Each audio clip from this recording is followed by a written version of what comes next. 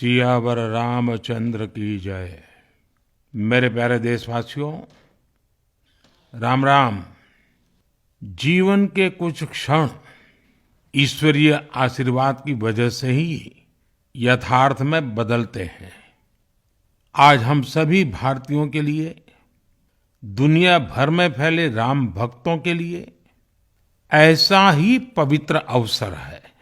हर तरफ प्रभु श्री राम की भक्ति का अद्भुत वातावरण, चारों दिशाओं में राम नाम की धुन, राम भजनों की अद्भुत सौंदर्य माधुरी।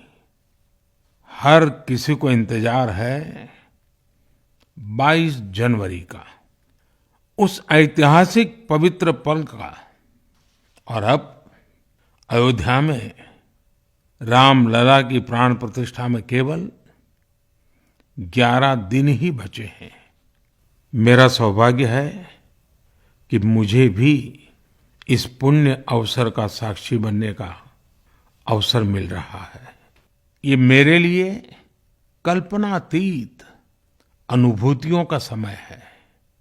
मैं भावुक हूँ, भाव विह्वल हूँ। मैं पहली बार जीवन में इस तरह के मनोभाव से गुजर रहा हूँ। मैं एक अलग ही भाव भक्ति की अनुभूति कर रहा हूँ। मेरे अंतर मन की ये भाव यात्रा मेरे लिए अभिव्यक्ति का नहीं, अनुभूति का अवसर है। चाहते हुए भी मैं इसकी गहनता, व्यापकता और तीव्रता को शब्दों में बांध नहीं पा रहा हूं। आप भी भली भांति मेरी स्थिति समझ सकते हैं। जिस स्वप्न को अनेकों पीढ़ियों ने वर्षों तक एक संकल्प की तरह अपने हृदय में जिया, मुझे उसकी सिद्धि के समय उपस्थित होने का सौभाग्य मिला है।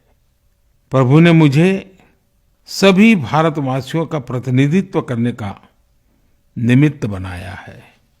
निमित्त मात्रम भव सव्यसाचिन। ये एक बहुत बड़ी जिम्मेदारी है। जैसा हमारे शास्त्रों में भी कहा गया है, हमें ईश्वर के यज्ञ के लिए, आराधना के लिए स्वयं में भी दैवीय चेतना जागृत करनी होती है। इसके लिए शास्त्रों में व्रत और कठोर नियम बताए गए हैं, जिन्हें प्राण प्रतिष्ठा से पहले पालन करना होता है। इसलिए आध्यात्मिक यात्रा की कुछ तपस्वी आत्माओं और महापुरुषों से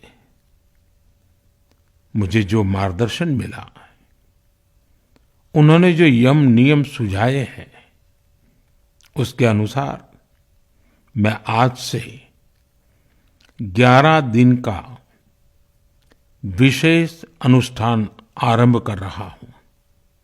इस पवित्र अवसर पर मैं परमात्मा के श्री चरणों में प्रार्थना करता हूं, ऋषियों, मुनियों, तपस्वियों का पुण्य स्मरण करता हूं और जनता जनार्दन, जो ईश्वर का रूप है, उनसे प्रार्थना करता हूं कि आप मुझे आशीर्वाद दें, ताकि मन से, वचन से, कर्म से मेरी तरफ से कोई कमी ना रहे। साथियों, मेरा ये सौभाग्य है कि 11 दिन के अपने अनुष्ठान का आरंभ मैं नासिक धाम पंचवटी से कर रहा हूं। पंचवटी वो पावन धरा है जहां प्रभु श्री राम ने काफी समय बिताया था। और आज मेरे लिए एक सुखद संयोग ये भी है कि आज स्वामी विवेकानंद जी की जन्म जयंती है। ये स्वामी विवेकानंद जी ही तो थे जिन्होंने हजारों वर्षों से आक्रांतित भारत की आत्मा को झकझोरा था। आज वही आत्मविश्वास भव्य राम मंदिर के रूप में हमारी पहचान बनकर सबके सामने है। और सोने पर सुहागा देखिए, आज माता जीजाबाई जी की जन्म जयंती है। माता जीजाबाई जिन्होंने छत्रपति शिवाजी महाराज के रूप में एक महामानव को जन्म दिया था। आज हम अपने भारत को जिस अक्षुण्ण रूप में देख रहे हैं, इसमें माता जीजाबाई जी का बहुत बड़ा योगदान है। और साथियों, जब मैं माता जीजाबाई का पुण्य स्मरण कर रहा हूं, तो सहज रूप से मुझे अपनी माँ की याद आना बहुत स्वाभाविक है। मेरी माँ जीवन के अंत तक माला जपते हुए सीताराम का ही नाम भजा करती थी। साथियों, प्राण प्रतिष्ठा की मंगल घड़ी, चराचर सृष्टि का वो चैतन्य पल, आध्यात्मिक अनुभूति का वो अवसर, गर्भगृह में उस पल क्या कुछ नहीं होगा। साथियों, शरीर के रूप में तो मैं उस पवित्र पल का साक्षी बनूंगा ही, लेकिन मेरे मन में, मेरे हृदय के हर स्पंदन में 140 करोड़ भारतीय मेरे साथ होंगे। आप मेरे साथ होंगे, हर राम भक्त मेरे साथ होगा, और वो चैतन्य पल हम सबकी साझी अनुभूति होगी। मैं अपने साथ राम मंदिर के लिए अपने जीवन को समर्पित करने वाले अनगिनत व्यक्तित्वों की प्रेरणा लेकर जाऊंगा।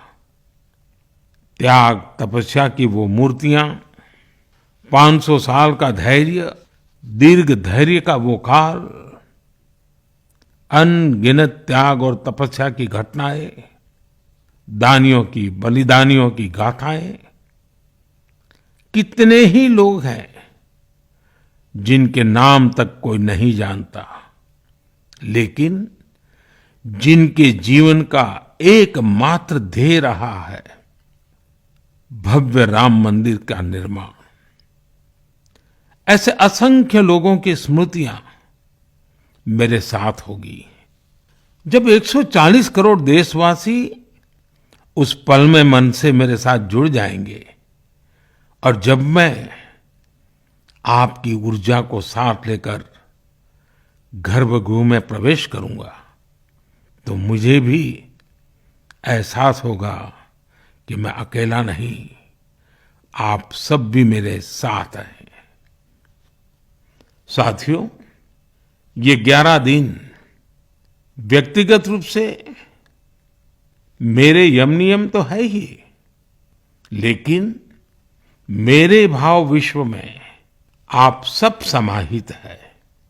मेरी प्रार्थना है कि आप भी मन से मेरे साथ जुड़े रहें। रामलला के चरणों में मैं आपके भावों को भी उसी भाव से अर्पित करूंगा जो भाव मेरे भीतर उमड़ रहे हैं। साथियों, हम सब इस सत्य को जानते हैं कि ईश्वर निराकार है, लेकिन ईश्वर साकार रूप में भी हमारी आध्यात्मिक यात्रा को बल देते हैं।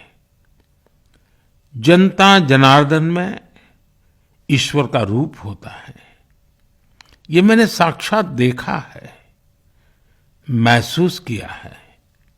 लेकिन जब ईश्वर रूपी वही जनता शब्दों में अपनी भावनाएं प्रकट करती है, आशीर्वाद देती है, तो मुझ में भी नई ऊर्जा का संचार होता है। आज मुझे आपके आशीर्वाद की आवश्यकता है, इसलिए मेरी प्रार्थना है कि शब्दों में, लिखित में अपनी भावनाएं जरूर प्रकट करें, मुझे आशीर्वाद जरूर दें। आपके आशीर्वाद का एक एक शब्द मेरे लिए शब्द नहीं, मंत्र है।